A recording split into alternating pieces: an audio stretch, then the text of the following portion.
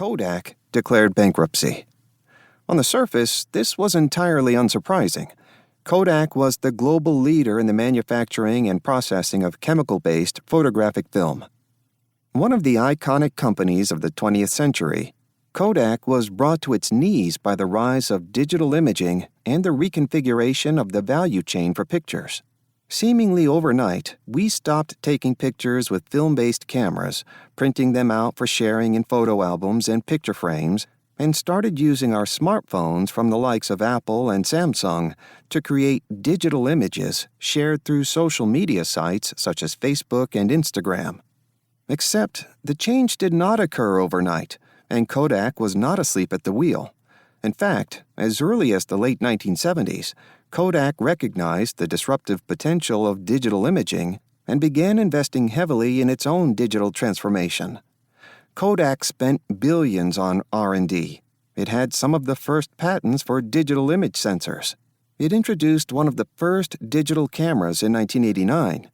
It created a new architecture for sharing photos, pioneering the photo CD and CD player in the early 1990s. It hired a tech-savvy CEO away from Motorola in 1993 and was a leader in point-and-shoot digital cameras for a time. This wasn't enough. Kodak is not alone. The pressure to digitally transform knows no bounds, having an impact on virtually every industry and organization. The list of digital casualties is long and growing every day. Blockbuster, Borders, Nokia, Sears, and BlackBerry were all raging successes laid low by digital transformation, or as I like to call digital transformation's evil twin, digital disruption. In their wake has risen a group of innovative companies with an entirely new wiring.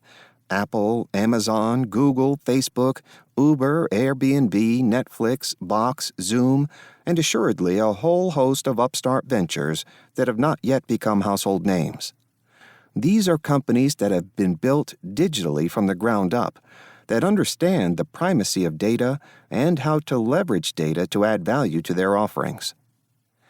While there is a temptation to view digital transformation as new, it is important to recognize that digital transformation has been occurring for well over a half-century. In 1972, Hamilton introduced the first digital watch, the Pulsar. Powered by a battery and quartz technology, the digital watch was a major disruption to the centuries-old analog watch industry.